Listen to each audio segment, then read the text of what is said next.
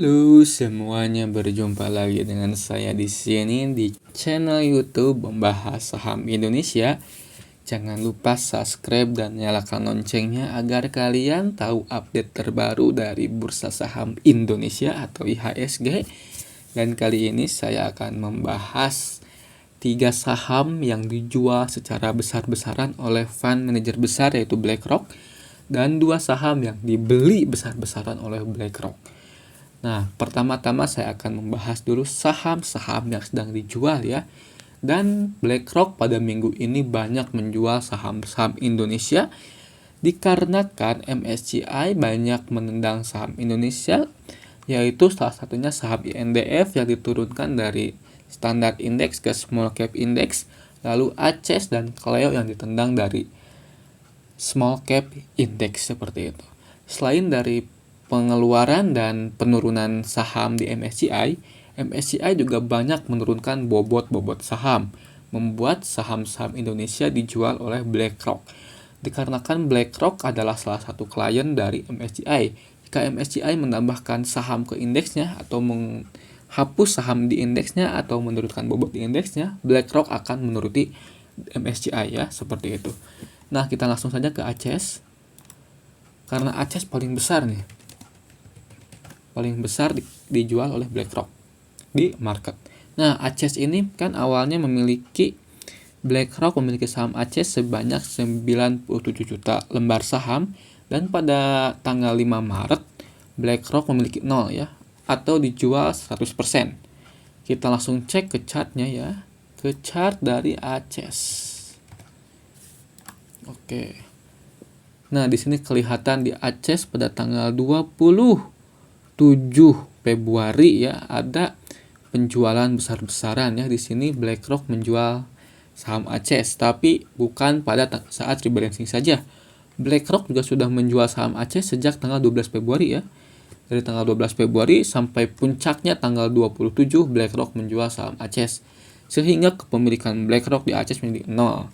Kita cek di broker summary ya, dari tanggal 12 ke tanggal 27, 12 ke tanggal 27. Kita udah di foreign ya, dan di sini udah di net sell.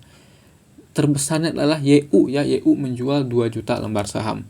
Sedangkan BlackRock menjual 970 lot. Dari mana 970 lot tersebut? Adalah kan ini 97 juta.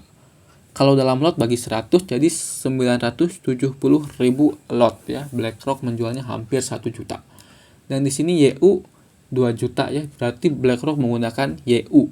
Kenapa YU nggak pas 1 juta tapi 2 juta? Karena ada fund manager lain yang merupakan klien dari MSCI, jadi jualnya bersamaan seperti itu. Dan di sini di chartnya ya, ACES ini cakep banget loh. Saya hapus dulu gambarnya. Nah, ACES ini membentuk double bottom. Saya garisi dari sini. Nah, dan pas banget saat ACES akan membuat low baru, malah mantul ya, malah mantul. Dan jika ACES menembus area ini, nah area resist ya, resist yang lumayan kuat di sini, karena di sini ada pernah jadi support kuat di sini ya. Dan jika ACES berhasil menembus area 410, bukan bikin shadow kayak gini ya. Saya gambar dulu. Bukan bikin shadow seperti ini, tapi harus nembus, harus ada chart, terus ada body yang nembus 410, maka ACES dinyatakan breakout ya. Dan jika breakout, ACES akan naik super kencang. Kenapa super kencang? Karena bandar sudah akumulasi saham ACES sejak bulan September sampai sekarang terus akumulasi ya. Dan sekarang BlackRock dan fund manager lainnya sudah menjual saham ACES. Jadi ACES ini ringan banget untuk diangkat seperti itu. Dan untuk menembus area sini juga ringan banget sebenarnya untuk ACES ya. Nah, di sini ada resist kuat juga di sini. Di 460 ya, di 460 ada resist kuat, dan kemungkinan ACES bisa menuju ke area sini. Dan jika kita beli di 410 saat breakout, lalu kita take profit di sini di 458 misalnya ya, sudah cuan 11%. Ini ACES bagus banget nih. Kita lanjut ke saham selanjutnya ya, yaitu saham BBRI.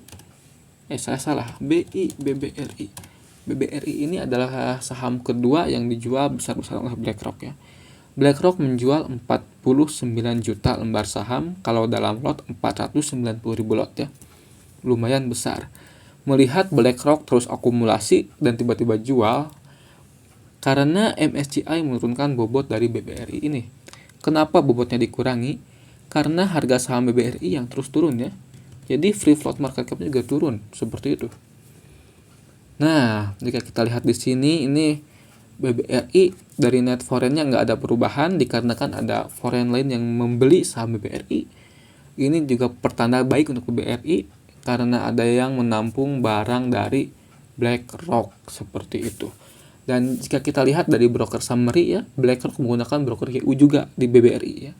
Di BBRI dia menggunakan broker YU. YU ini broker dari CGS International Sekuritas Indonesia ya. Kita langsung saja ke chart, dan di chartnya di sini BBRI sedang sideways ya. Range-nya di sini nih. Mana ya? Oh, bukan di sini. Nah, ini saya salah. Ini range dari BBRI ya di area sini ya.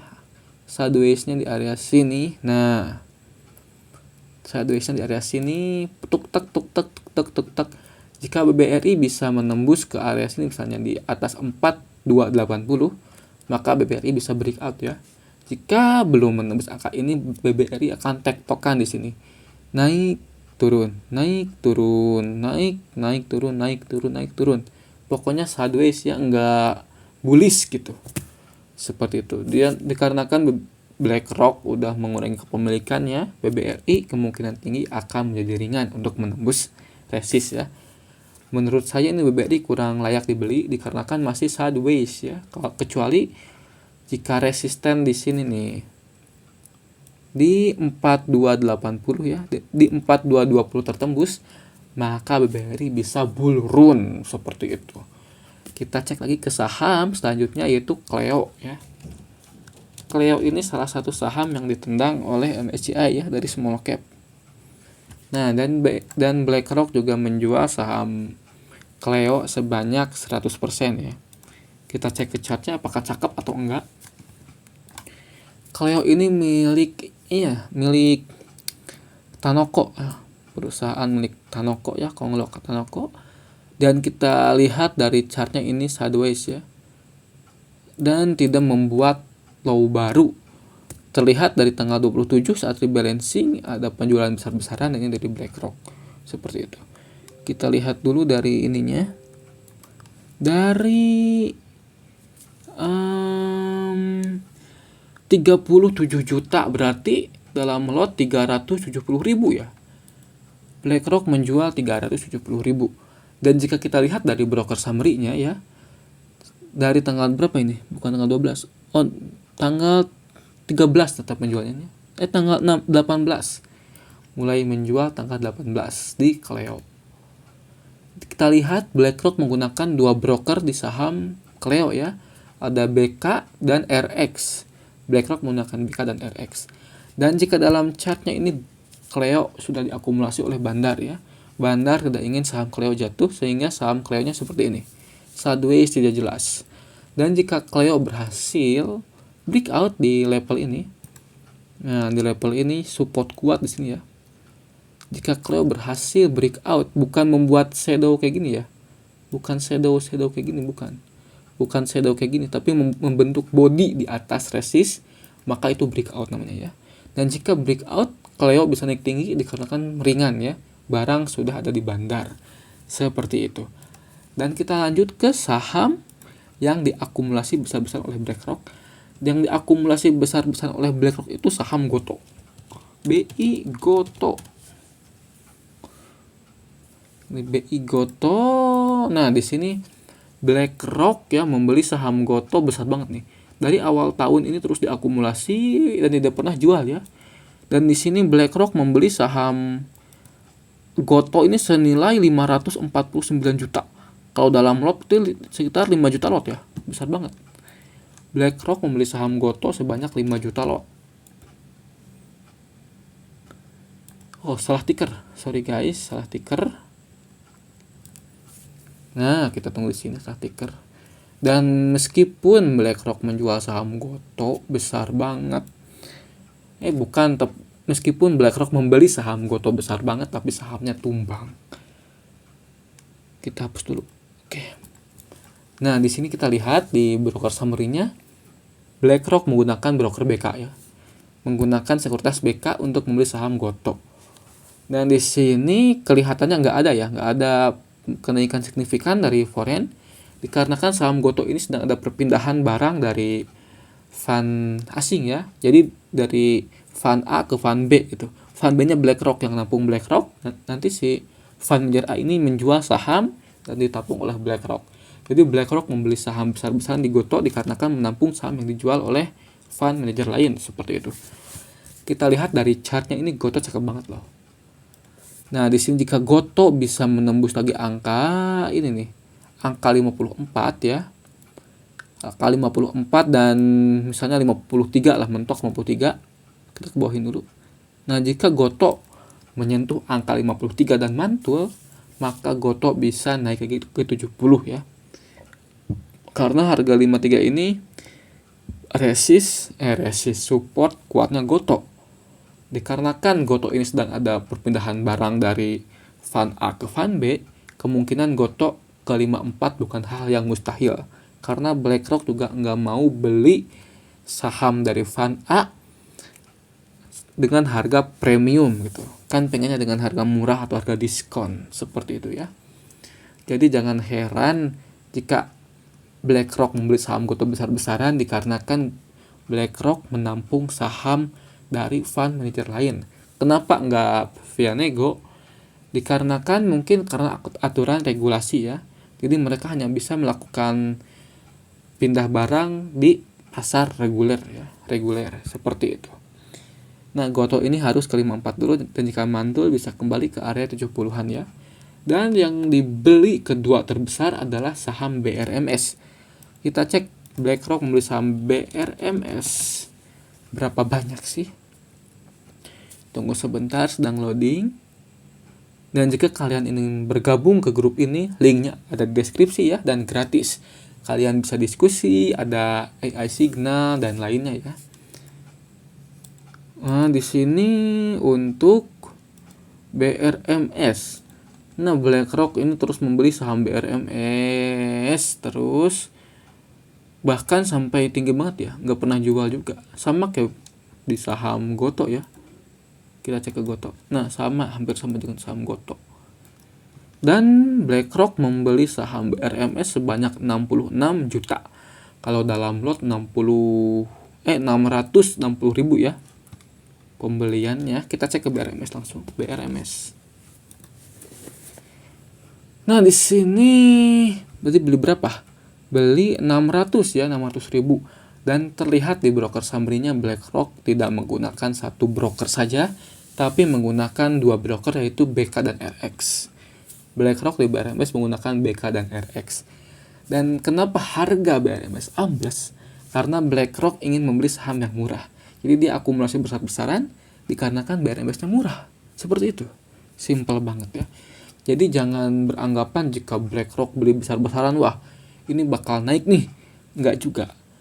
Tapi perlu waktu, karena BlackRock ini membeli saham dengan harga diskon, lalu dia hold, tahan, dan tiba-tiba naik gitu. Jadi nggak langsung naik, ada waktu jedanya dulu ya, seperti itu.